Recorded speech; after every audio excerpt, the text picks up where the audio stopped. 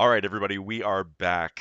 I am your host, Paul, Paul Clement of the Last Call Fantasy Football podcast, alongside my co-host Bobby Briscoe. Here on April 21st, we are recording on Tuesday, so you will probably be seeing this video uh, tomorrow/today, which would be Wednesday the 22nd, which means we've done it, people. We will be less than 48 hours away from the NFL draft, which, oh man, hallelujah. Hey, Bobby? So excited to get there. Finally have some answers to all the questions that we've been asking over the course of this off season and see where things really fall. No more projections, no more assumptions. We get to see what the NFL thinks of these players, and then just judge the teams and everybody else off of that. Sorry we missed doing an episode last week. I was away in Punta Cana. If you can't tell, if I'm especially red, and had the opportunity to grow the beard a bit, so sporting that look as one does after a vacation. But we're happy that you're here with us today, and great episode, big episode for you guys. We are going to be going through some of the latest news that's come out over the last week or so, and then we'll just quickly talk about the draft if there's some time. But really, what we want to do is get into the NFC West and the AFC West. We're going to combine both conferences into this episode so we can finish up our divisional breakdowns going into the NFL draft on Thursday. So, with all that said, I think it's time to get it cracking, Bobby. Cheers.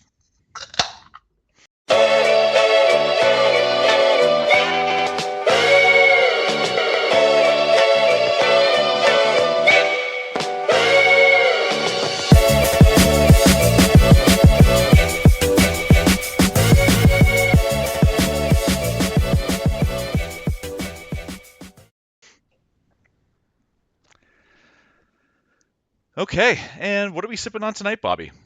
Well, as I pour this right here, I have a beer from one of Ottawa's more reputable breweries. This is from Dominion City, and it is called a Sunsplit. Oh, Uh, Kind of a bit of a well-known treat in these parts, one of the better-known craft beers, but for good reason. Um, it is an IPA. It's pretty hoppy, but in a tropical kind of way. hmm, So really kind of unique taste to it. Drinks incredibly smoothly for something that's as hoppy as it is. So yeah, absolutely love them. Kind yeah. of tastes like summertime. A little So bit of like pineapple flavor in there, or yeah, kind of yeah, hints of pineapple, mango, kind of that tropical nice, fruity kind of vibe. It's a delight. One of my amazing. favorites. Well, you're carrying the load for us again. I'm just drinking a Sapporo, and as we were just talking before we hit record here, I'm so grateful to be back in a country that has some options at beer. Like on the resort, that all they had was a beer called Presidente, and it was I had to switch over to rum and coke a couple times. It did not get the job done, uh, No. in a lot of ways. So happy to be back with a premium lager in my hand as we talk some NFL football here today. Quickly, two interesting trades being made as we lead into the NFL draft this week. This was a little bit, I guess, prior. This probably happened earlier last week. Dontavian Wicks getting traded to the Eagles for a fifth round pick this year and a sixth round pick next year. I think the assumption everybody has with this is it's kind of another stone that's gets kind of getting turned over for the AJ Brown trade rumors to kind of Yeah. keep tumbling down, right? Like that if you're reading the tea leaves, it certainly seems like the Eagles are trying to set themselves up to operate without AJ Brown on the roster in 2026. Yeah, if they still have him, then obviously their depth at wide receiver is now amazing. But yeah, it certainly seems like they're getting ready for life post AJ Brown. And biased here, wearing the Packers sweater. Good player, good get for them. I think he'll look good there. And I certainly liked him in Green Bay. Sad to see him go. I think from the Packers' perspective, it was kind of a foregone conclusion that he was going to be out the door at some point anyway. Maybe not necessarily this year, but by next year he was probably not going to be here anymore. So looking to get some value out of him while there was a market for him is I think the kind of the consensus that I've been seeing coming out of Packerland. But Yeah. Well, I'm not excited to be losing him. so let's start with the Packer side. I do like how things are shaping up, and I think it gives some clarity into how they feel they want to operate with their wide receivers in Wisconsin. So losing Dobbs to free agency to New England, now trading Dontavian Wicks, you have to assume that this is going to open things up for. I think a lot of people are assuming Matthew Golden, Yeah. but I think this is a huge boost of confidence to Christian Watson, who was starting to have a really good bounce back season last year. And maybe a bit more opportunity for Jaden Reed, who they keep saying they're really high on. Like, what's your Yeah. read? Yeah, it's those three guys. They are the guys. I'm high on Reed too. I've loved Watson for a long time, and yeah, Matthew Golden has looked great, and I think is ready for a bigger role. So all that sounds lovely in theory. The thing that gives me kind of some pause is just the depth, right? Especially given the injury history that's happened there as well. Reed and Watson especially are guys who have missed time in the past, and if we have an injury at that position, then I'm concerned about what are the next options down the line, right? Yeah. Well, I I know go ahead. Sorry. I know we have some names there. Sky Moore, for instance, is kicking around now, but is that who you really want to be leaning on, right? Well, I like the tight ends they have there, and I think they with the goal of Matt, or is it Matt Lafleur? Matt Lafleur. His goal is to run the ball, so I think there's gonna be a lot Yeah. of double tight end sets with Tucker Kraft coming back, and then you've got Yep. what's his name, the other guy drafted before Tucker Kraft. Um, oh my gosh. I Anyhow, should be I should be on this as well. he's more of like the move tight end guy. Whereas Musgrave? yes, Musgrave, thank you. So I think with them there, you still have Josh Jacobs. I think the offense is going to run smoothly, and it's really, I think, like I said, if I had to rank them, I really like Christian Watson as the alpha there. I think he's starting to emerge as such.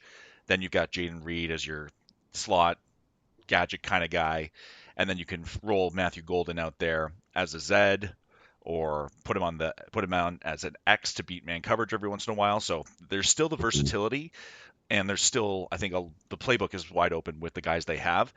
I think they felt obligated to get Dontavian Wicks touches because I think he showed enough flashes during his Mhm. time there to be a viable wide receiver. A couple drop issues, but hopefully you clean that up. And the Eagles.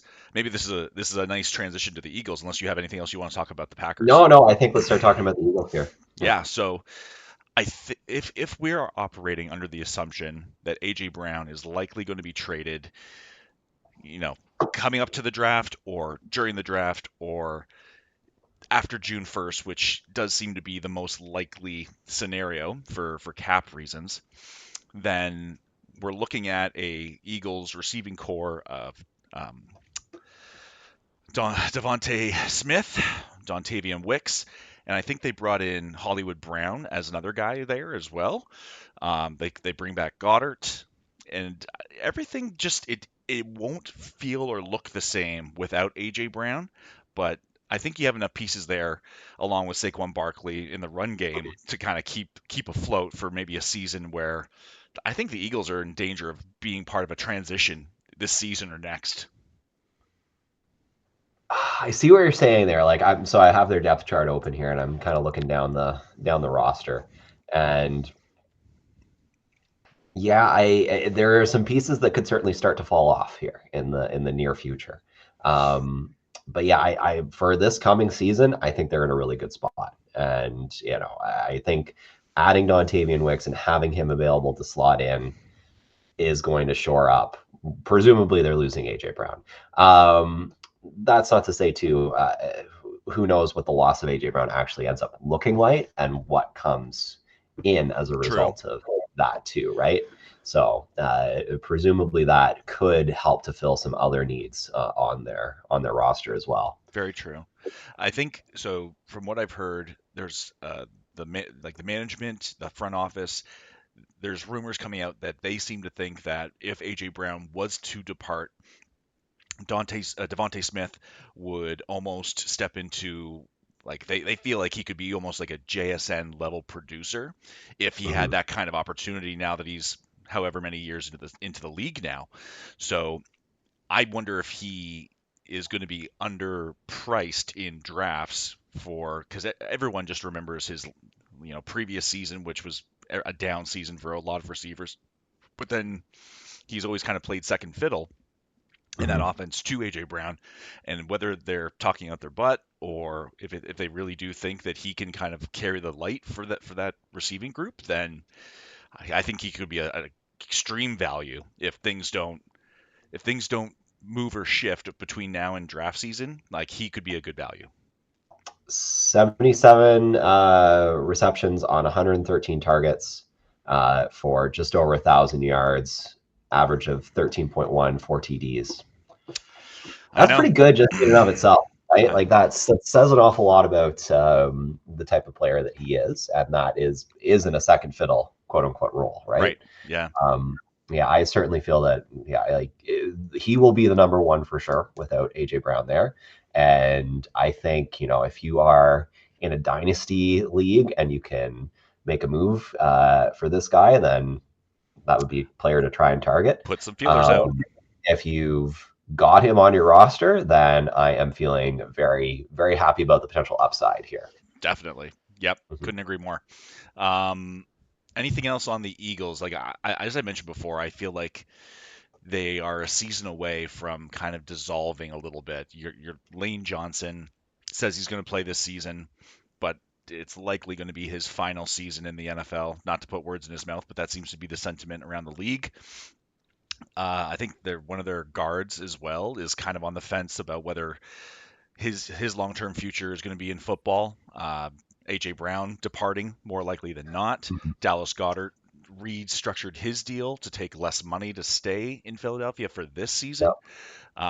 Saquon Barkley approaching that 30-year-old age, and I think Yep. his extension was only I for a think season or two. he's Yeah, I think he is. Let me just check his age here. He's a 97, so he is right there. Mm-hmm. Um, I do think at the end of this day, this team goes as their best player goes, and that's Jalen Hurts. I don't think that they will be irrelevant as long as he is around and playing as Jalen Hurts does.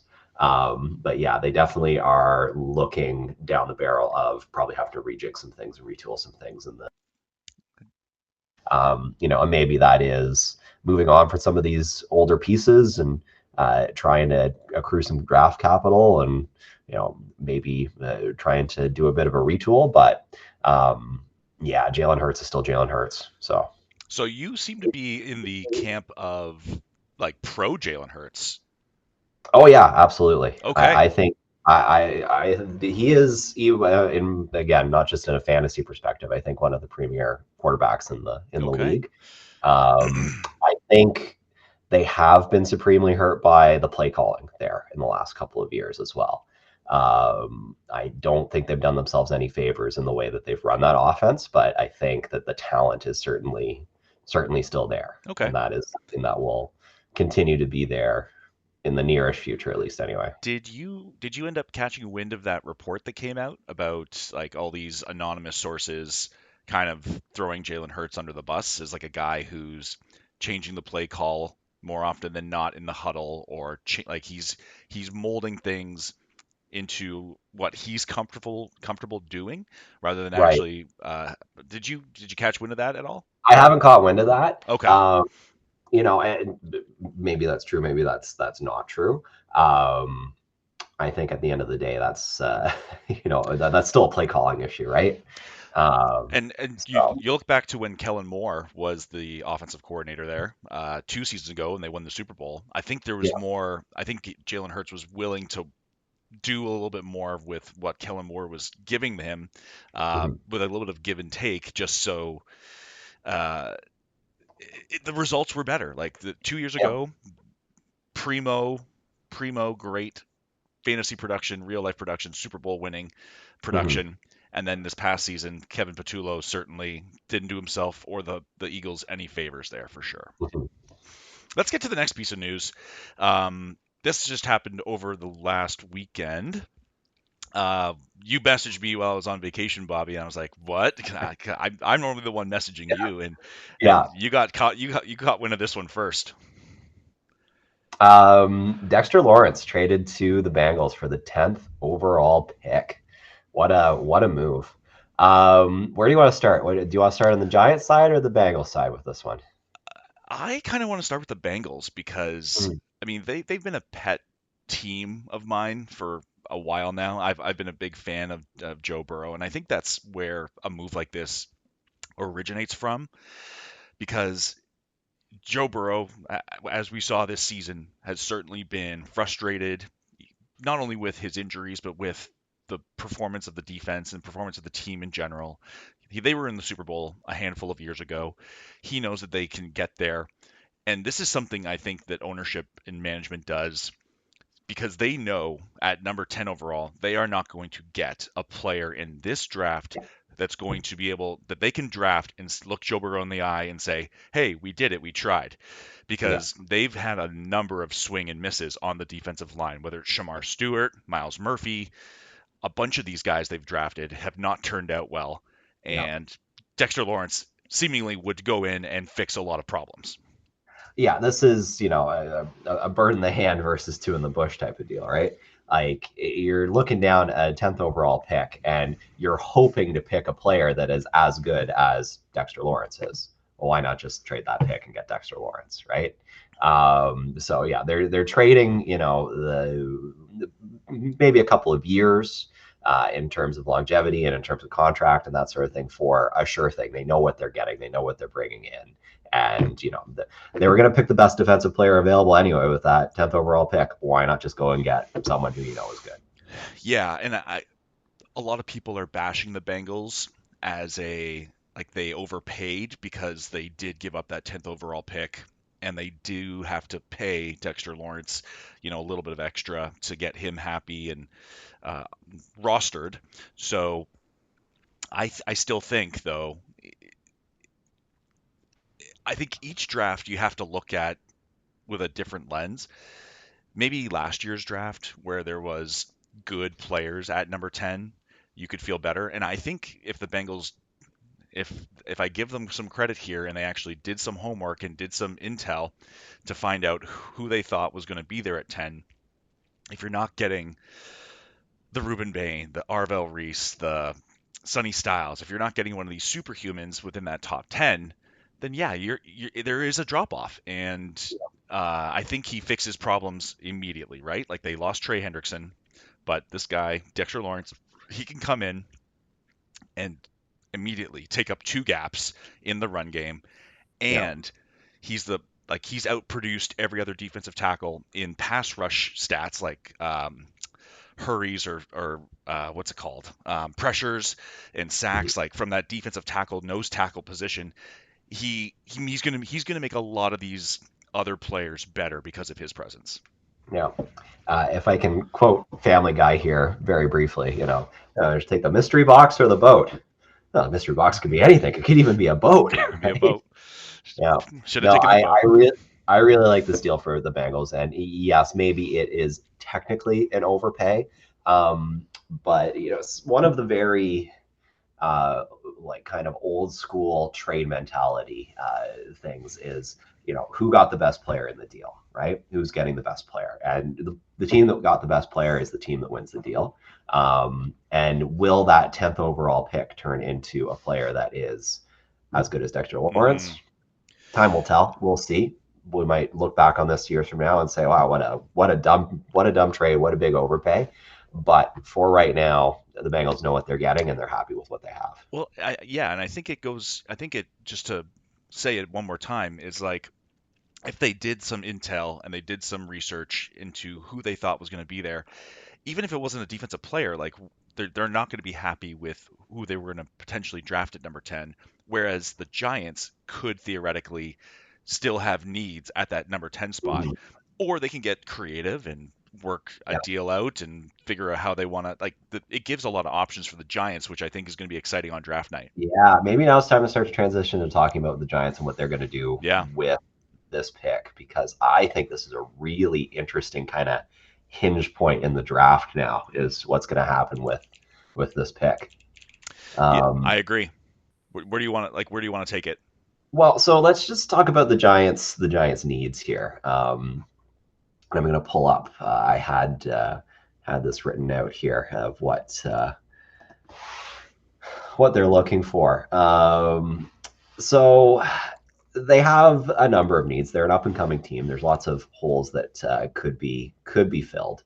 A guard, defensive tackle, just simply taking best player available. Right? There's enough needs in this team that best player available could be simply all that they do here. But at 10, someone could be falling to 10. Um, a Jeremiah Love, for instance, could be there at 10, right? And it wouldn't be completely out of the realm of possibility for the Giants to take another running back. They love Cam Scadaboo there, I know, but they could certainly grab somebody else to help out in that running back room. So it's kind of the sword dangling over everybody, right? What are we going to do with this pick? Are we going to take somebody with it, or is there somebody here that you really want and you want to trade up for this pick, right? Yeah. It could be a really interesting hinge point to see what happens here. And I wouldn't be surprised if, depending on who's available, they're either using the pick or there's someone available that another team really, really wants, and they can get good value by trading down with this pick. Yeah. So to my point of just generally thinking who would actually be there at 10 that could be viable or usable for the Giants or the Bengals in that case. So I was listening to, I forget who I was listening to today, who mentioned that they think they make this deal because, well, first off, Dexter Lawrence was never going to play for the Giants ever again. It sounded like the relationship was really that bad. But now with these two top 10 picks, you don't feel as bad taking a tackle. Like Yeah, I don't think anybody had the Giants taking offensive line at number 5 or number 10, but now you yeah, don't feel as bad doing that. And I think, I'm looking at Tankathon here, their mock draft, and they have them taking Sonny Styles at 5 and Caleb Downs at 10, which if you want to go defense, I think you could go that way. mm, I like your point of, hey, maybe we don't feel as bad or look as stupid taking a running back in the top 10 if we want to take him at number 5. If for some reason the Tennessee Titans or apparently the Cardinals are in the mix for Jeremiah Love now, which would be insane. yeah, Um, but if they go offense or that premium, that gravy pick of Jeremiah Love, or you could do your due diligence or eat your vegetables and take the offensive lineman. Now yeah, you can get fancy at number 10 and you can take one of yeah. these wide receivers. There's just so much room that they have to maneuver with having 5 and 10. Yeah. Like it just gives them so much control over how this draft is going to play out and going to go, right? This is something like in anybody's, in your dynasty drafts, right? When you have a couple of picks close together, you can kind of maneuver and you can kind of make sure that you get exactly what you want. Yeah. You're coming around the turn, you pick 11th and 12th, 13th, 11th and 14th, right? And you're staring that down and you see that there's 3 players you want available. Well, you take the tight end because there's only one tight end that you want, and then the other 3 are all running backs. Well, you're going to get one of them, right? Yeah. Like there's a lot of room that you can maneuver when you have high picks close together. Yeah, and you don't feel bad taking having some dessert with your vegetables pick too, right? That's Exactly. that's that's it. I think that's gonna be fun. So something to keep an eye out. There's still potential for the Giants to want to get up above the Titans to make sure that they can take one of these guys. They could sit and pick. Like it's going to be a fun draft night for that team. Mhm. And if I were them, I would focus on offense. Start, building around your quarterback that you believed in when you took him, and It's going to be fun. see if they can't get some cooking going. If you're at a Giants draft party, you're going to have a good night, I think. Yeah. Okay, we're going to take a quick break, everybody, and then we're going to get into the NFC West. Okay, everybody, we're back. We are going to start off with the NFC West, and what a juggernaut of a division we have here, folks. It's if you asked me, this is going to be another absolute slugfest on the West Coast here with the Seattle Seahawks, LA Rams, 49ers, and maybe the Cardinals will be a bit more competitive this year. Maybe. But let's start off with the Seahawks, our Super Bowl winners, division winners. They, I mean, it's a little bit of the Super Bowl. Um, what do they call it? It's not a Super Bowl hangover, but it's The afterglow, maybe. yeah, like you know that especially in the NFL, things never last forever. And Hmm. you look at this, what happened to this roster. They lost Reek Woolen to the Eagles. They lost Ken Walker to the Chiefs. I think they lost a safety as well along the way. So a lot of pieces that were valuable and critical to winning the Super Bowl, they are no longer on this team. But they do all that to make sure Sam Darnold gets a little bit more money. You get to pay JSN top of the Hmm. market money. And another part of this, on top of those players departing, you also lose Clint Kubiak, Clint Kubiak. who's I think the biggest loss of all of that is Clint Kubiak. Yeah. and he is now the head coach of the Vegas Raiders, which we will get to later on. But I'm really curious what is going to happen to this offense with Clint Kubiak's departure, where they were obsessed with the running the ball. They insisted on doing it even when it didn't work. They had some large formations, and by the end of the season, it was really starting to click. And Yeah. I didn't put this in our notes, but I did pull it up because I think it's gonna be worth talking about. You lose Clint Kubiak, but they decide to bring in it's the San Francisco 49ers assistant to the OC and tight ends coach from the 49ers. His name is, let's see here, Brian Fleury. So I think he was part of the run game, tight ends coaching kind of part of that staff. And I mean, we've seen enough Shanahan offense now where a lot of these guys they go in, they learn the system, it obviously works for Mhm. a variety of offensive players and quarterbacks. So what do we expect a little bit from Seattle here? You think? This might be a boring answer, but probably more of the same. I'm expecting their defense to be phenomenally good. I'm expecting that to carry a lot of the weight for them. I'm expecting their receivers to be very good. Expecting JSN to be great. And the run game could be a little bit of a hit and miss kind of thing. Yeah, We'll see how things go with that for them. I'm just pulling up their depth chart here. Um, Charbonnet, Charbonnet, Hulami, and yeah, not a lot else. I know. a And lot else. Charbonnet coming back from an ACL, a late season ACL. Although they did bring in your guy Emmanuel Wilson from the Packers. Yep, yep. So Who's certainly a serviceable runner. yeah, He can rumble up a field, but um, yeah, we'll see how things go. I feel like on offense they will need to maybe adjust a little bit, but a lot of the key pieces are still there, and I think that they're like if you just look at the roster as a whole and the organization as a whole. Um, they're at the top of a lot of power rankings and everything right now as the Super Bowl champion, and maybe they're getting a little bit of grace from that accomplishment to prop them up there, but I don't think it's a undeserved. Looking at them as being a contending team and a team that will certainly have a good season, I think as well. yeah. I think when they traded for Rashid Shaheed middle of the season there before the trade deadline, I think there was more expectation that he would be worked into the offense more heavily, and Yeah, he was really just a kind of a like plus contributor from the special team side of things.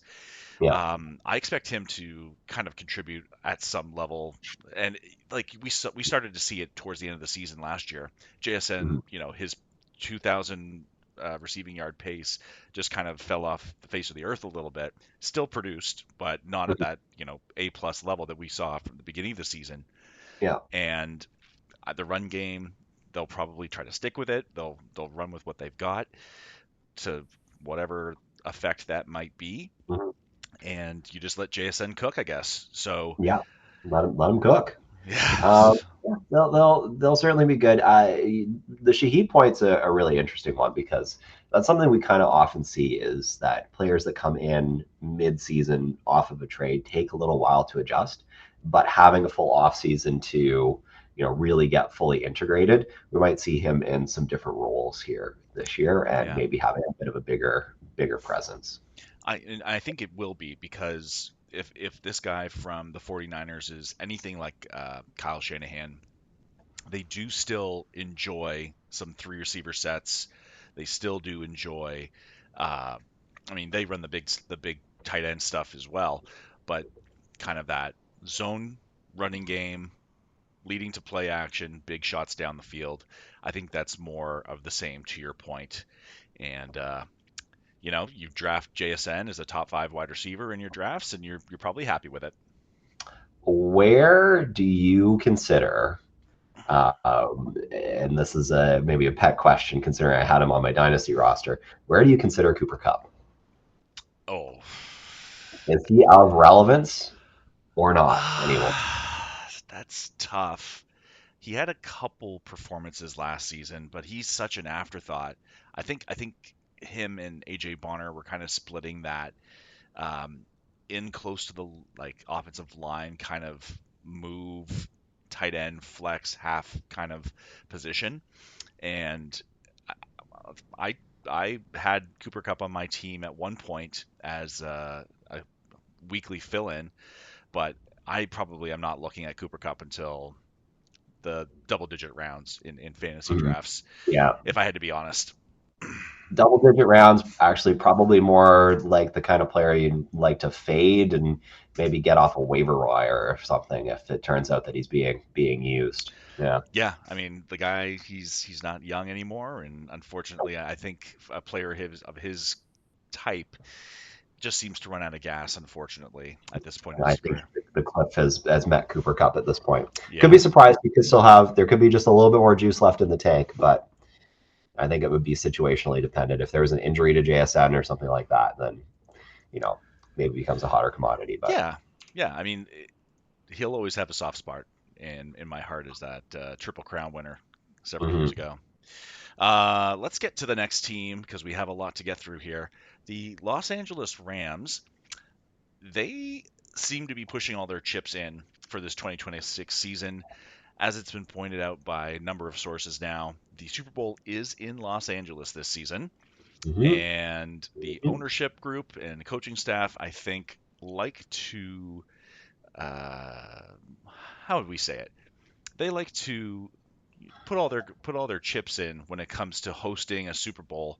And this was a team that a lot of people had as the best football team in the NFL last season Mhm. until I guess a couple little spots were exploited in Mhm. down the season, and then the Seahawks and the Rams had two like all-time games Yeah. at the end of the season too. So it's a it's a fun team, and it seems like they've pushed even more to Mhm. fill out this roster and really make a push this season. Yeah, absolutely. When I was kind of talking around a little bit because I didn't want to give away the next team, but when I'm talking about teams that maybe could be number one in your power rankings, the Rams are the other team that I'm thinking of in this. Um, yeah, circle on your calendar when these teams play each other this year. Honestly, It will be absolutely must-watch football. fireworks. Um, but yeah, they have a lot of good things going. Now, interesting X factor, and this is another player that I know you have opinions on. What's going on with Puka Nakua? We'll let them tell us when they're ready. It does seem like he's still in rehab for all I can tell. Um, and he should certainly look after that aspect of his life before he starts worrying about football that much. But Hmm. I think I think The player himself, we'll see what they do with this contract. He's going to get a contract eventually. It's just going to be a matter of whether it's this season or next. Mhm. And I think he is still a top four fantasy football asset. I kind of group Puka, Jamar Chase, Bijan, and Jameer Gibbs as like that golden crop there. So I think until we're told otherwise or news comes out that he's in jeopardy of missing time or missing part of the season, then you just draft him with confidence because you know he's going to be just that dominant for you. Mhm. So that is the best I can do when Yeah, it yeah. comes to him. And I think that's the best anybody can do. Yeah, I think you have to. It's such a valuable asset when he is there, and the player that he is capable of being. Yeah, you just draft him, in one of those top slots, and you hope that everything's good. Yeah, and especially in Dynasty, if it's not this season, you know he's going to be fine into the following season and beyond. So Yeah, if if you're in a dynasty startup like we're about to be, then yeah, you take him and you take him high. yeah, and if it doesn't work out this season, then you're fine for the next. Um, so the Rams historically are a team that are very good at acknowledging what problems they have with the roster and then going out and aggressively fixing them. So they traded with the Chiefs their own first round pick, which was the later one. I think it was number 30 overall. And they get Trent McDuffie, who they signed to a big contract, who is a, you know, very good. I think they were playing him out of the slot, so an absolute playmaker out of that slot positions. He can play corner, he can play safety, and then of course they in free agency also take the Chiefs corner Jalen Watson. So pillage the Chiefs a little bit just to shore up that DB room that they had issues with Mhm. last season. You can't be hoping to win a Super Bowl if what's his name?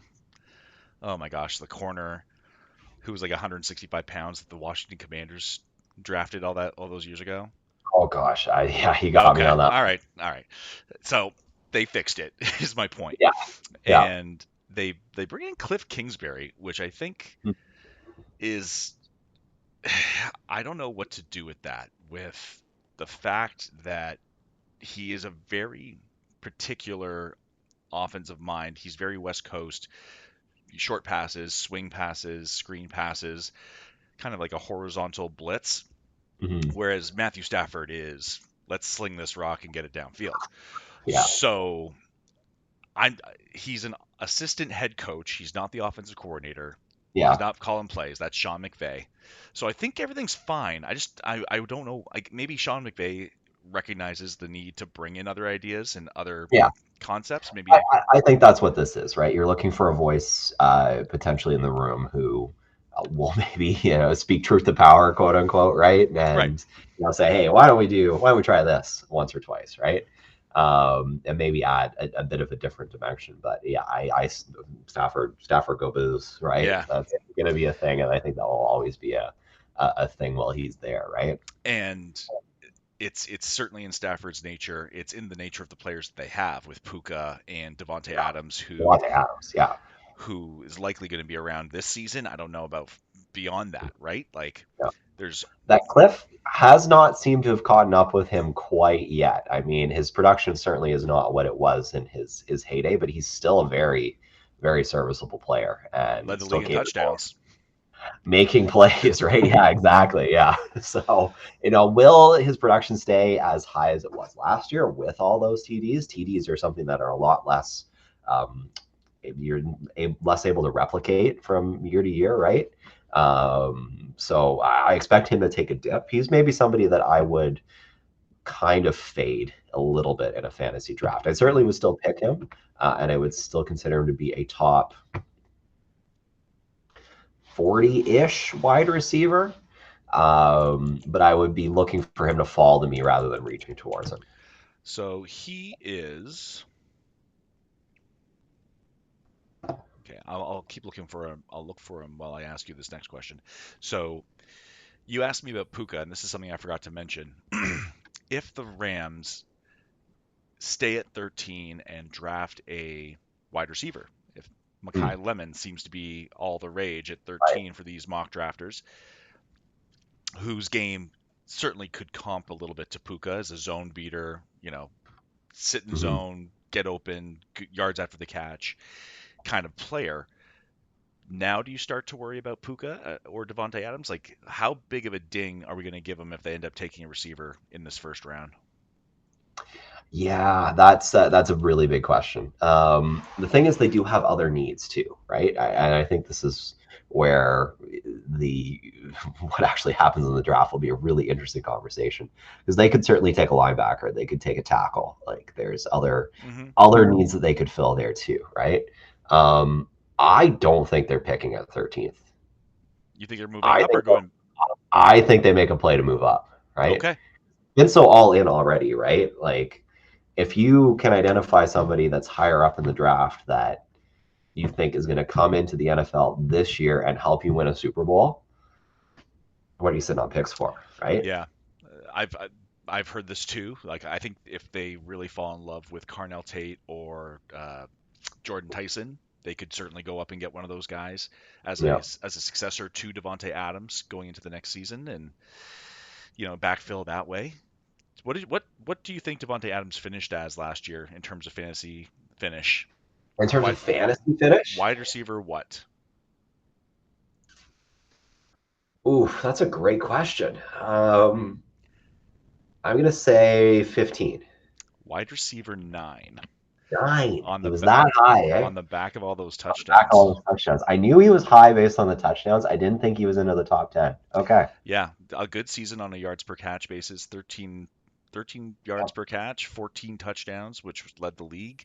And he's as automatic at the goal line as, trying to punch it Yeah. in with Oh, Jalen yeah. Hurts, right? So, You're going to get into the end zone with him. 33 years old, too. So, yeah. and he is currently the 44th overall ranked player. So I mean, people are, I think they understand what we're talking about here, Bobby, which is he's older. He's not the first read in that offense more often than not. And there's likely replacement players on the way after this draft. So Mhm. Yeah, uh, exactly. that's all getting taken into Why, account. this is why you don't draft in April, right? That's how you don't draft in April. Exactly. Um, so I think we talked about what the Rams are going to do with their 13th overall pick. What we forgot to do was the Seahawks. So really quickly before we move on, what do the Seahawks do at 32? Oh goodness. Yeah, that's a great question. Um, best player available at 32. Maybe trade down with it. Yeah, it's a kind of starting to get to be a tough spot to draft when you're down that low. That's basically second round pick, right? Tankathon has them taking a corner, which Yeah. I like.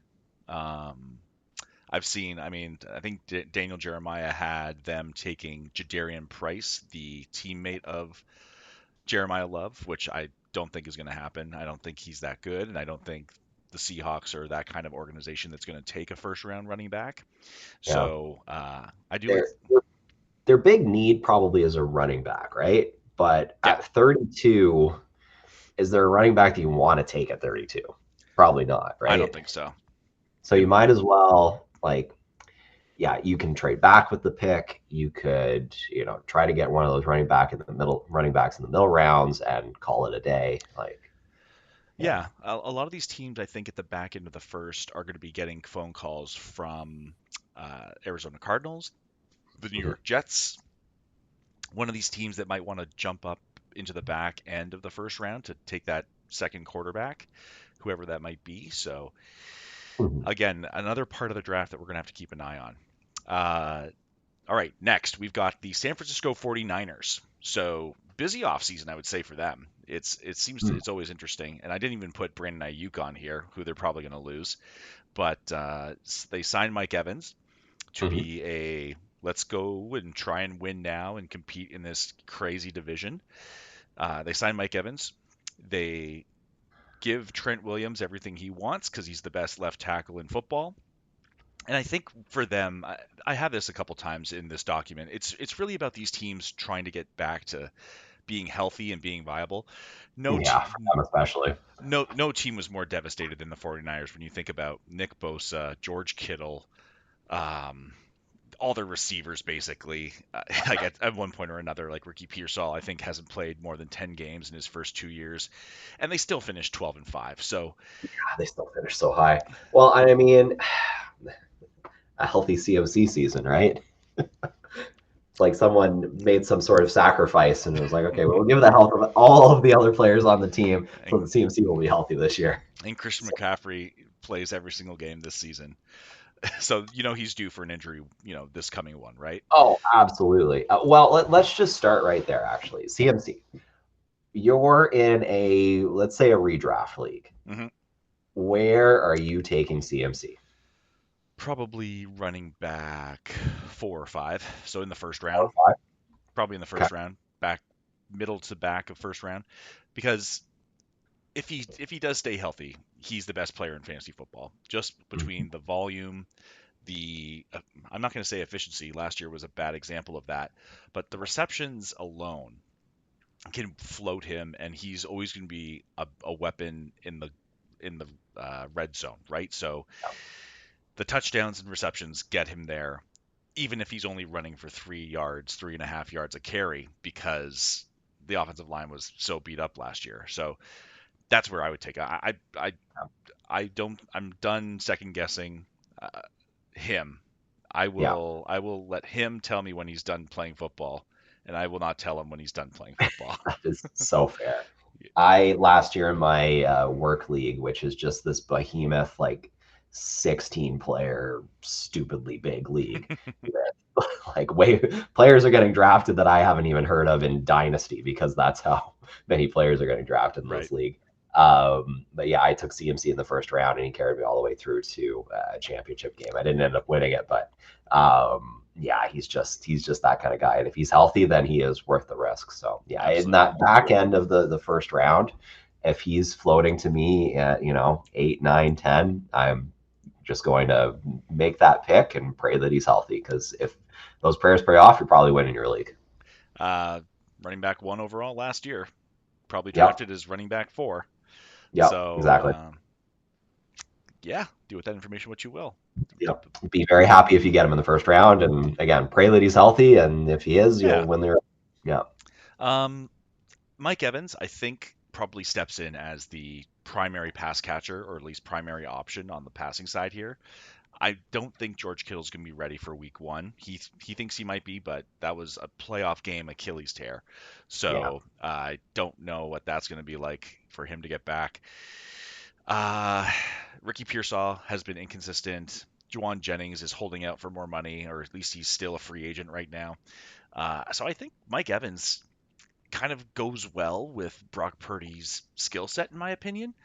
Uh, can win downfield, is big enough for Brock Purdy to see downfield, and just it's something that they haven't had uh, in a season or two. I think Brandon Ayuk was that, and he certainly has made a choice to do whatever he's doing and screw around with the 49ers. And the funny thing is, like I think I heard like the 49ers don't have to actually cut him or trade him until like the end of August. Yeah. So if they want to be petty to him, they can be petty just as much as he's been petty. So Yeah. they can basically say, "All right, well, we're not cutting you, and you can't sign elsewhere until a week before week 1. So let's see how this Yeah. goes, buddy." And Play stupid games, win stupid prizes. that's right. So yeah, I think this team is always going to be well coached and the system works. So there's going to be production. Figuring out where it comes from, I think, gets easier this season, at least early on, while we wait for these players to come back.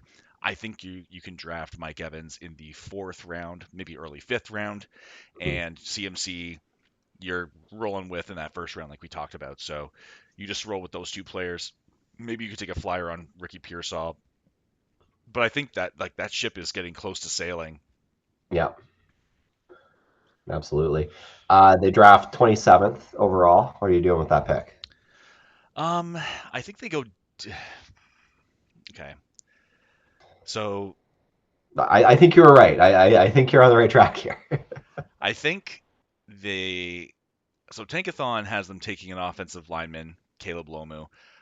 I don't blame that as a concept. I would love to see them take a wide receiver here if like one of these Mm, later round guys or later first round guys gets to them. Casey Concepcion, Omar Cooper. I think either of those guys fit really well with Kyle Shanahan. I would love to see them take maybe an edge rusher here as well. yeah, Pair a safety maybe. Take a defensive player. Eat your vegetables. well, I like think that's something that they need. to pair like if you had like they have this there's a player that keeps coming up now that people are starting to really uh, gas up a bit. I think it's Malachi Lawrence. He's a defensive end who's just pure speed in a bottle. So you put him along with their first round pick from last year. I forget his name right now, but then you also have Nick Bosa coming back. Now you're getting back to that defensive front that made them so dominant for so long, and I think that would be a good thing for them. The good thing is, I think they're going to have good options drafting at 27 for this range and for the kind of player they want. I think they're going to be in a good spot. Yeah, absolutely. Okay. Right. Last Next but up, also least. yes. So the place that nobody wants to go. Um, New coaching staff. I think it's not Matt LaFleur. It's his brother. What's his brother's name? Brian LaFleur, something like that. Something like that. Yeah, it's bad that we don't know, but it's also bad on them that we don't know. It's understandable we don't know. Yeah, so kind of left with the dregs of the coaching uh, carousel this offseason. So coming from that Green Bay Packer kind of mentality, Shanahan kind of tree, I think we're gonna see. It's funny how like this whole division really just like they all. I mean, other than Mike McDonald, who was his own thing, kind of like they really are just kind of all one big incestuous like sharing of coaching staff. So we'll see what that means in terms of the offense. They do lose Drew Petzig, who was their offensive coordinator. So hopefully that opens things up. Like he wanted to funnel everything through the tight end position. That was obvious from the get go, and it worked. Obviously, when you have a player like Trey McBride. But I think it became a bit more predictable. And even when they were throwing the ball 58 times a game, it it it felt strained, and they didn't Mm-hmm. have like they need they need Marvin Harrison Jr. to actually be what he was promised, and I'm saying that selfishly myself, as a Yeah. Marvin Harrison Jr. Stakeholder. I would love to, like he needs to take that step and be consistent and like it was like confidence in drops last season that you could see in his body language like he was out of sorts with how he was being used, but he's not that diva receiver where he's demanding the ball and he's making a big fuss. Like he's kind of with spoken um, and goes about his business, does what the coaching staff asks him to do, which for his first two seasons, more often than not, has been go play sacrificial X. Yeah. And it's not it's certainly for our fantasy purposes not going to work. So we'll have to see if they can unlock him. A lot of the reports coming out right now are positive. He's the first in. He's working hard. He's all those wonderful things. Now it needs to translate to the football field. Yeah. Absolutely. Yeah, I mean, I don't really have a lot to talk about with this team. Trey McBride is great. Draft Yeah. him. Yes. Draft him as your tight end. Would you? That was the other player that carried me to that championship game in that work league was Trey McBride. I had Trey Nice. McBride and CMC, and they carried me. Um, Would you take him in the first round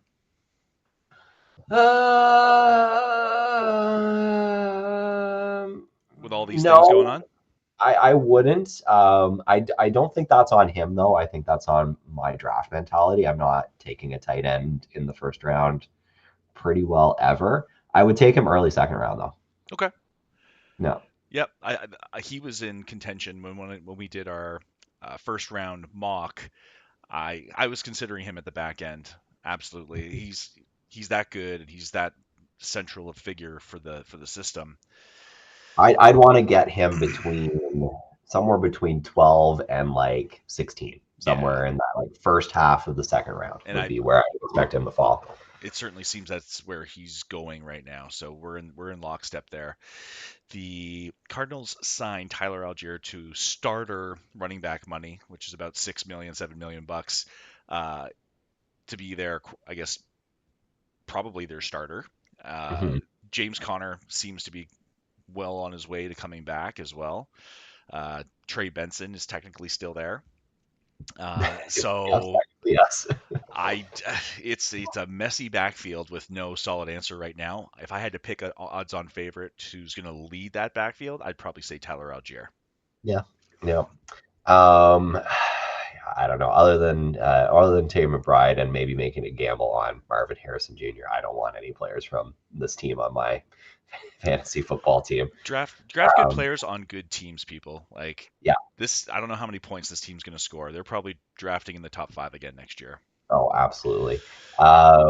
And yeah, they need to draft a lot of players because there are so many holes and they Yeah. all need to be filled. So, Well, it's a lot of the draft picks that they've made haven't they've drafted a lot of defensive players over the past couple seasons under Jonathan Gannon, and it has not really panned out. Like I forget the name of the guy who they drafted last year. He was a really impactful defensive tackle, a lot of promise, and he just kept on getting injured. I'm not sure what his status is right now. I think he got re-injured towards the back end of the season with something mhm, that sounds more serious than I'd like it to be, but they're they need impact players and they need the players that they have to become impact players too, because even if they mhm, draft if you draft, especially in this draft, if you draft 7 times, 10 times, 12 times, there aren't going to be the impact players in a draft like this that is yeah, shallow, and uh, if you're hoping to get a someone that's going to make a difference, it's going to be hard to find. yeah, Okay, real quick, I wanted to mention this because it sounds like Jacoby Brissett, who was labeled as the starter, and they're going to be rolling with him going into the season, is holding out for starter money now. yeah. So I that just gives me more pause to wanting to tie myself to a Marvin Harrison Jr. because when Jacoby Brissett went in last year, I was like, hallelujah. We have someone competent that can work in this current system to get the ball out to pass catchers other than Trey McBride. And they bring in Gardner Minshew to, I guess, be competitions of some kind.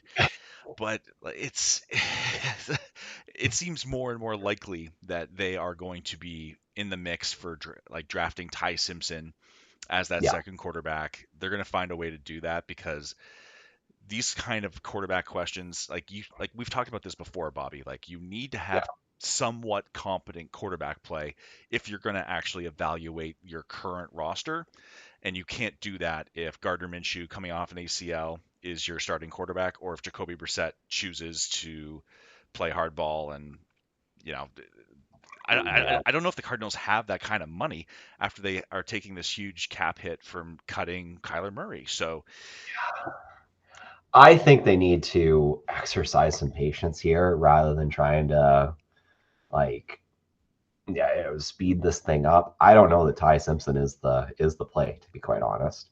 oh, he's not. Uh, I'm he is one of those kinds of prospects that I am really not high on. Yeah. I don't like him for lots of reasons. Um, so we'll see what they do. If they take a quarterback and it's Ty Simpson, then I think they could be continuing to struggle for a while. I think they need to be patient. We've said this third, fourth time we've said this. Eat their vegetables, Yeah. maybe start to build things out, and just put up with a year of, you know, Gardner Minshew or Brissett or whoever slots in there, Well, and that this is the point though, right? Like you go again next year. if you draft a Ty Simpson or another one of these later quarterbacks just to be a 1 year starter for you and help you fulfill your destiny of tanking, then you can go ahead and take a quarterback next year too. Like it's I don't think it's you if you took Ty Simpson at the back end of the first or second early in the second round, I don't think that stops you from drafting one of these actual like top end quarterback prospects that are going to be in next year's draft if that was the play. Like No, it really doesn't. they've done this before, right? With Josh Rosen and Kyler Murray. But who else was available at the back end of the first that could be a contributing member to this team Yep. down the line, right? Yep. What's available on defense? What's available on the O line? What's available on these other positions where, again, this team has so many needs, right? Yeah. No, So let I don't think you draft stopgaps. I think you draft for the future. And if things suck this year, well, they're going to suck this year anyway. So whatever, right? Yep. We'll see what this Monty Awesome for it. Let's see what his philosophy is going into this season and this upcoming draft. And let's talk about that. They are drafting third overall this year, and they don't have a right tackle currently on the roster. And everyone's been mocking them, Francis Mawanoa. And then I've heard they want to take Jeremiah Love, which I think is a kind of messed up thing to do with the roster being what it is. And Yep. then, I've heard they want to trade down. So Mhm. I've heard the Chiefs want to get up here. I've heard different scenarios where other teams can get up here to the third overall pick. But if they sit and stay, who should they take? If they sit and stay, O line. I think that's you gotta go that way. Um, I would love them to trade down. I would absolutely love this team to trade down, accrue some assets, accrue some draft capital, and start to try and get some players into positions. That would be something I would love to see if I'm, cheering for the Cardinals. I agree. I would love to see them trade down, and then they can take a Monroe Freeling or Spencer Fano several picks later, Mm-hmm. and like you say, add a couple picks along the way. Yeah, Okay, exactly. good stuff. We're going to take a quick break again, everybody. We're getting into a long episode because there's a lot to talk about, and we need to get through Mm-hmm. it. So we're going to be right back and freshen up our drinks, and we're going to get into the AFC West.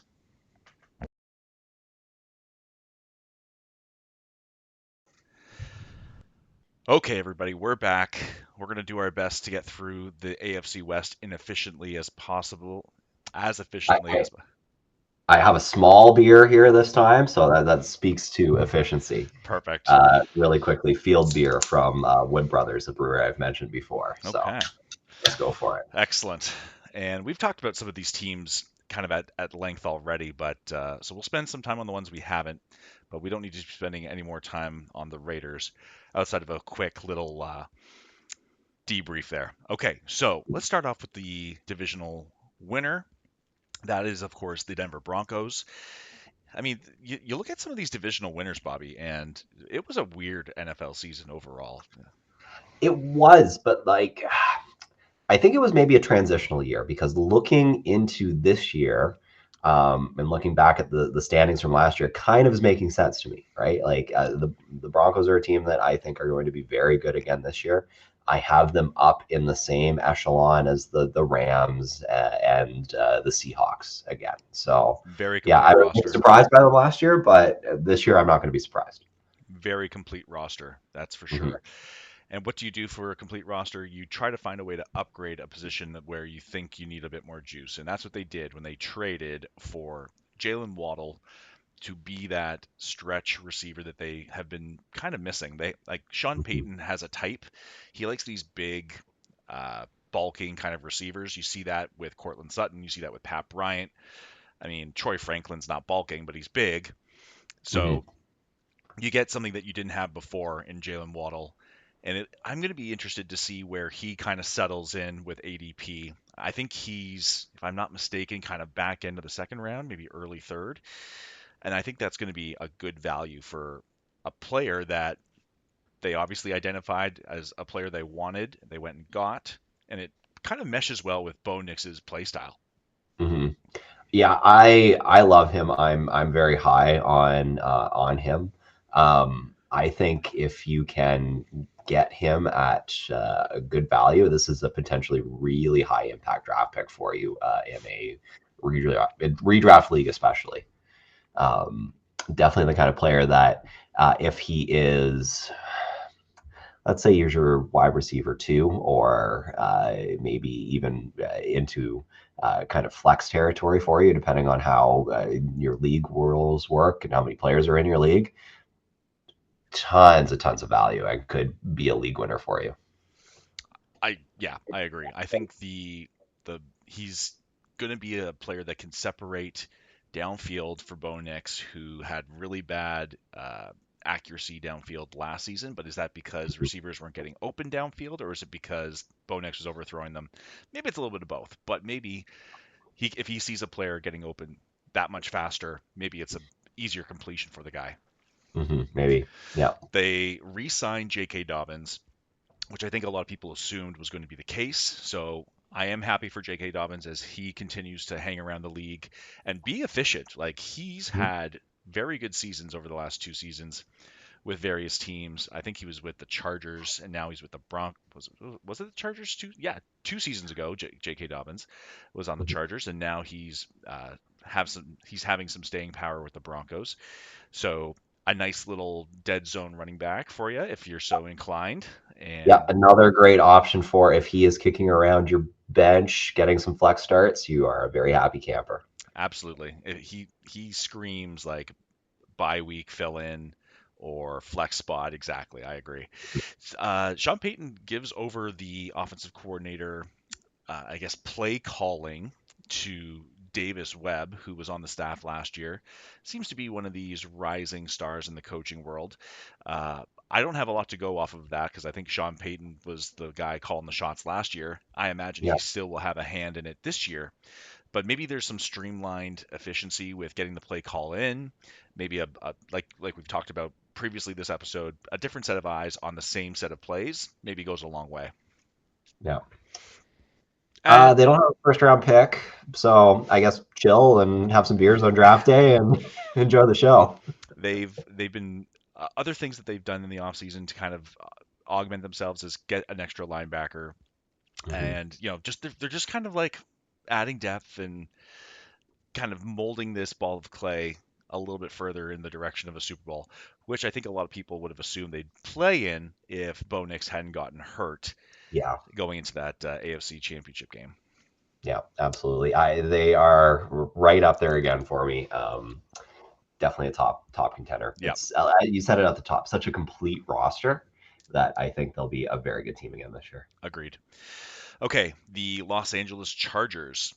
Mm. They have been busy beefing up a little bit this offseason, which is funny because they bring in Mike McDaniel, who notoriously has always gone for speed guys, but they signed Charlie Kolar from the Ravens to be that wide tight end for them. They signed Ben Cleveland, Cole Strange, Tyler Biotish to kind of shore up that interior offensive line. I don't think they're done there either. This is another team that I think they look at themselves and they say, "Oh man, what could have been if we had just stayed healthy." Unfortunately, it seems like this happens all the time for them. But losing Joe Alt, losing Rashawn Slater, they were on like their seventh and eighth tackles by the end of the season, and it was Justin Herbert putting on the cape and trying to be a hero to get this team to what they did. Like the 11-6 with the roster they had was nuts, Hmm. and they were a Yeah, playoff team. yeah, absolutely. Well, you said the name. What do we think of Justin Herbert?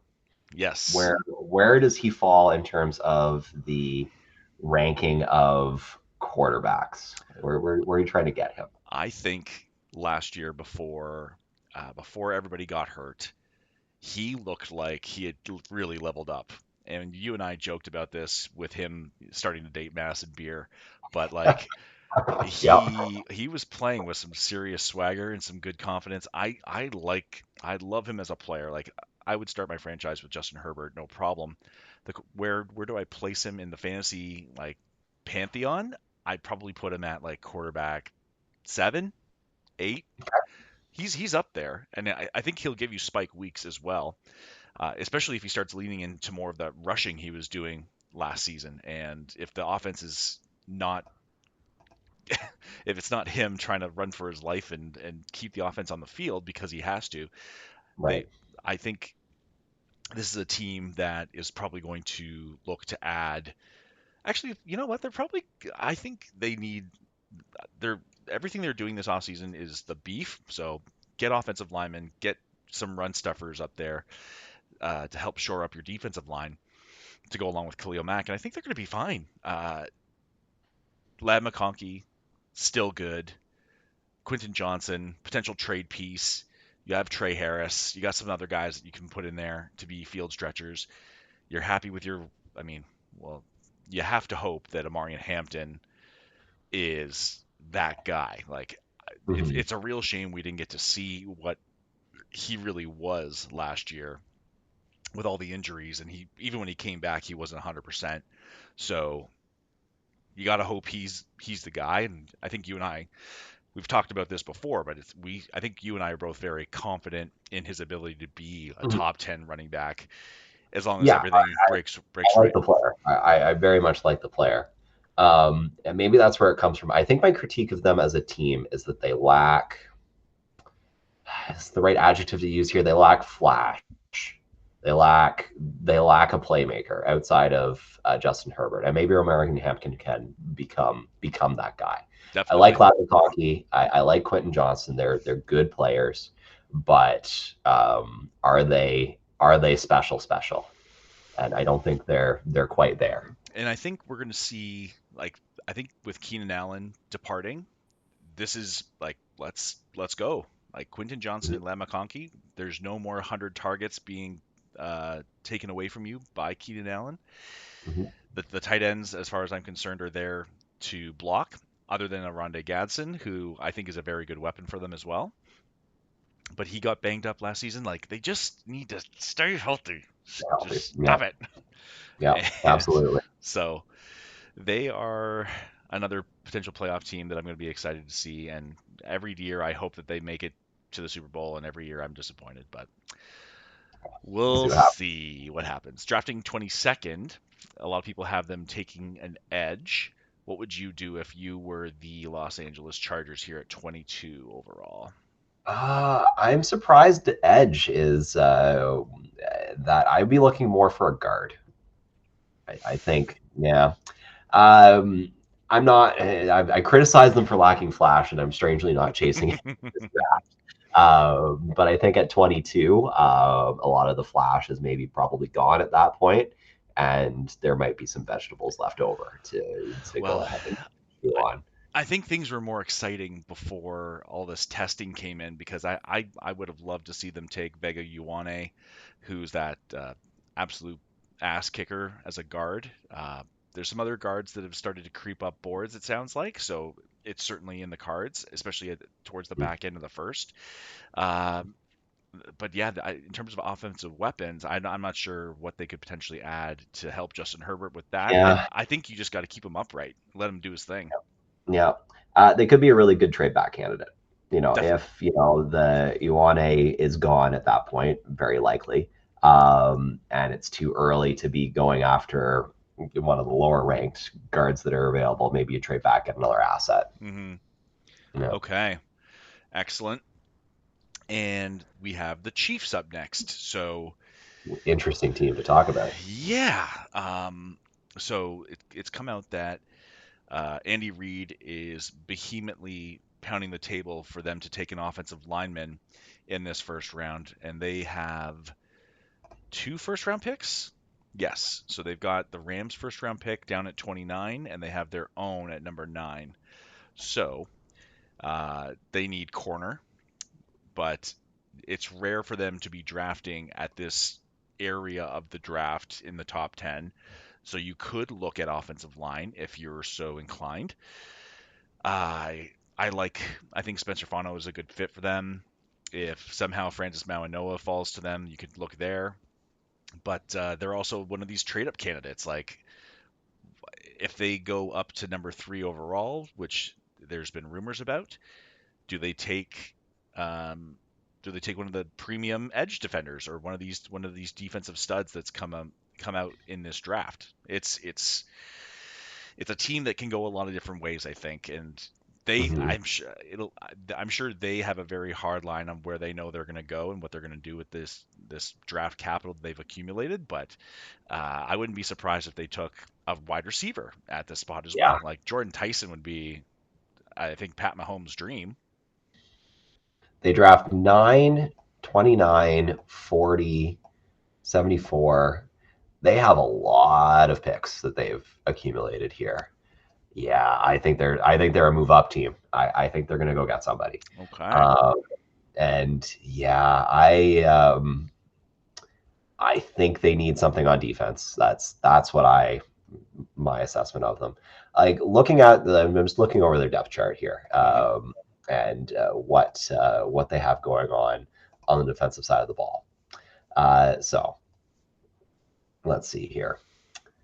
Chris Jones is getting old.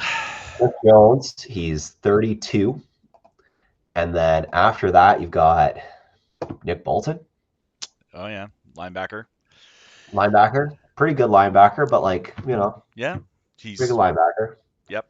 Drew Tranquil's a run stuffing linebacker as well. I've Yeah, they lost like we talked about. They lost a lot of corner depth in yeah, this offseason, so they should go corner at some point. But they'll probably do that later. yeah. That you can do later. Yeah. Yeah, I think they could use a splash on defense. Okay. And I think they could use a splash on offense, especially with Uh, yeah, Rasheed Rice demanding a big bag of money now. yeah, that's true. And I mean, I don't know what thinks he has a leg to stand on here with the stuff that he's pulled. If it wasn't, it was if it wasn't the car crash he was in, then there's like a domestic dispute, which the NFL has since said it's Yeah, fine, nothing to see it's here. fine. It's fine. It's fine. So, Yeah, yeah, yeah. I think we're um, showing our biases here again, Paul. Defensive coach thinks they need a splash on defense. Offensive coach thinks they need a splash on get offense. get Jordan Tyson. You'll never have a chance to get a receiver like this again. Um, yeah, so it'll they're I think they could go a variety of ways. If Andy Reid has his way, he'll get an offensive lineman. If Pat Mahomes gets his way, he'll probably get a receiver. If Spags gets his way, he'll probably get a defensive lineman. So I think it'd be really fun if for some reason if for whatever reason the Jets take David Bailey instead of Arvell Reese at 2 and Arvell Reese is there at 3. That is the kind of impact player I think you want to take on defense that's going to make things really exciting for the Kansas City Chiefs, Yeah, if not for fantasy football, but at least for their win total, I at think, at least the end for of the year. there. Yeah, yeah. Well, and again, hey, like we said, take players on winning teams, and so the Chiefs being a winning team gives a lot more value to Mahomes, to all the other players on their offense. It is something that will help. Hmm. And they draft. I mean, sorry, we already talked about their draft capital, but let's quickly talk about Ken Walker. I know we already talked about him at the top, but how high would you take Kenneth Walker? Is he a first round candidate now that he's a Kansas City Chief? Ooh, I don't know about him being a first round candidate, but I would say he's knocking on the door of being a top 10 running back. So I'm looking to maybe get him. Ooh, where would I be looking to get him?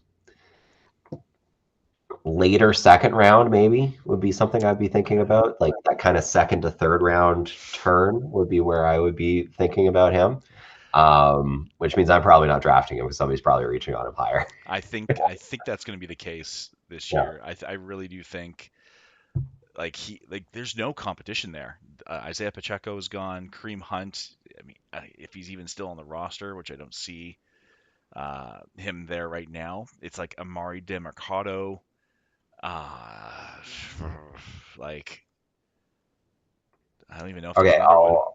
I'll ask you a question here. Kenneth Walker or Marion Hampton? Oof. Rashad Smith is there too. Amarian Hampton or Kenneth Walker. I think I would go. I might take the mystery box of Amarian Hampton, and I think that's just because they drafted him in the first round to be the guy there, and I think he will. I think this is a bounce back year for him. Oh man, Kenneth Walker though in Kansas City, assuming he gets some checkdowns, assuming he'll be their goal line guy, assuming he still breaks off these big ones. That's tight, man. That is very tight, and I probably stick to my guns and I say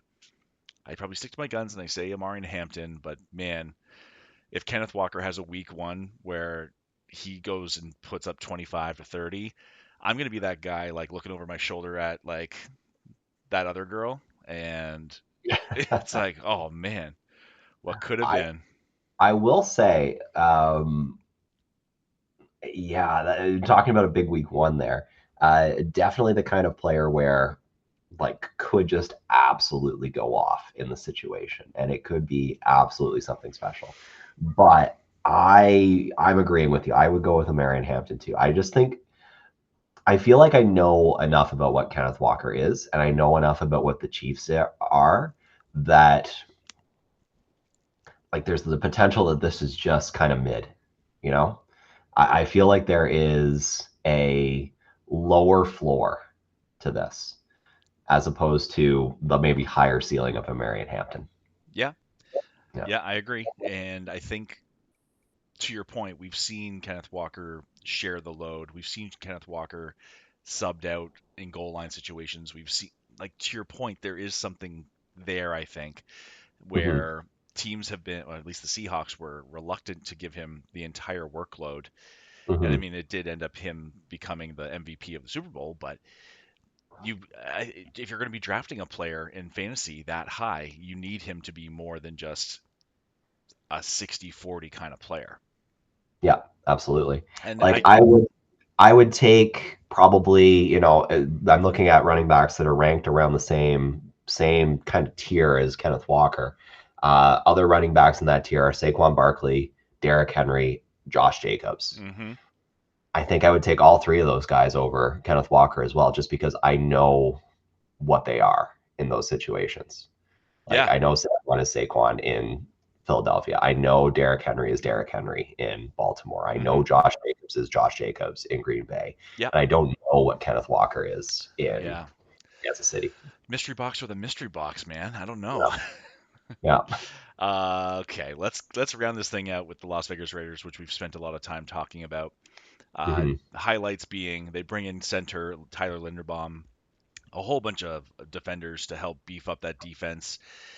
Offense environment, I would say, is going to be better. Like if Colton Miller stays healthy at left tackle, you have Tyler Linderbaum now. Maybe you draft a guard early day two, and you have a quarterback situation which is much improved, and Fernando Mendoza likely going one overall, and Kirk Cousins in there to help show him the ropes. This is an offensive environment, I think, with alongside Genty, and maybe they can find another receiver in day two as well.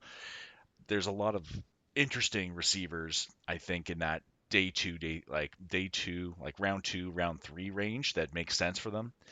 Hmm. They're not they. Let me put it this way: I do not think the Raiders are going to finish 3-11. Wait, that's not even the right math, is it? It's 3-14. Yeah. So Um, something along those lines. How many games do they play these days? I don't right? even Who know. can keep track? So I don't think they're going to be drafting number one overall next year. So I think that's already you're going to see the trending of this team that you want to see from Tom Brady's perspective. Yeah, absolutely. I guess we could talk about what they're going to do at the draft, but I think everybody already knows what they're doing at the draft. Well, we really quickly looking at the second round here of Tankathon. They have them taking an edge, which sure, if you want to be smart and you want to take defense, then yeah, you could in round two. But I would love to see. I'm just looking at the wide receivers here. Would love to see them take what's a wide receiver in day two that I really like. Great podcasting, Paul. Ooh, Chris Bell. I would love to see Chris Bell on the Raiders. He is the closest thing we've gotten to AJ Brown coming out of school in a long time. Big guy, Yeah. 220 pounds, absolute blazer that you can work on his route running with. But in the meantime, just get him on slants and crossers and go Yeah. balls and let him just be that big bodied field They need some stretcher. beef. They need some beef to like, especially if you're presuming we're bringing in Mendoza, which you're bringing in Mendoza.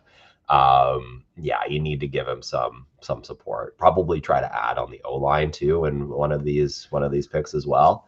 But yeah, a big bodied wide receiver, I would love bring to in see some it. O line support. Yeah.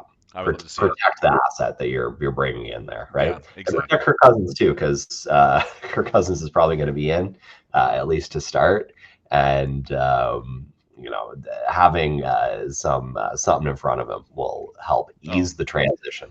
definitely. And the reason I say receiver is because I look at this depth chart of um, Jack Besh and what's his name? Um, oh my gosh, something Trey Tucker, and they drafted a Mhm, guy last year in the third round, I think, and it's not inspiring. So mhm, get some flash on the offensive side of the ball to go alongside Brock Bowers and Aston Genty, and I think they're going to be cooking pretty nice there. mhm. Okay, Absolutely. All perfect. right.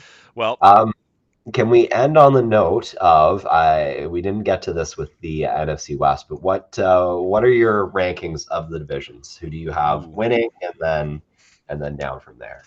okay, I'll go Rams, Seahawks, 49ers, Cardinals. And I think the same three teams are going to make the playoffs again in the 49ers, Seahawks, and Rams. I feel pretty strongly about that. For the AFC West, if Mahomes plays week one, they'll definitely be in the mix, but I think they're still kind of going through a transition themselves. So give me the Broncos, Chargers, Chiefs, Raiders. And I mean, you could see a similar situation in the AFC West that you could NFC West with the Chiefs, Chargers, and Broncos all making the playoffs again, if all goes well. Yeah. How about you? Uh, I am going to say, well, I'll start with the AFC West. I'll go Broncos, and then Chargers, Chiefs, Raiders. I think I'll keep it in the same order that it was. I think Broncos and Chargers make it. I think the Chiefs are maybe on the outside looking in again. I just don't think that there is enough there for them to get over the line of making the playoffs, but it'll depend on how things are going. They Mm-hmm. could be a wild card team. And then the NFC West. I'm gonna go with the Rams as well. The Rams, Seahawks, and then a bit of a gap: Niners, Cardinals. Yeah, Okay. I think we're on the same page with these divisions here. Okay. There you have it. Very good, man. Well, thanks for joining me here today and getting through this massive episode. We are going to have another big episode for you guys on Monday to break down the NFL draft and all the shocks, surprises, all the awe moments, and everything that we are excited about when it comes to the NFL draft. Mhm. With Eric and we're joining us as well. So stay tuned for that episode next week. Until then, everybody, enjoy the draft. Thank you, Bobby.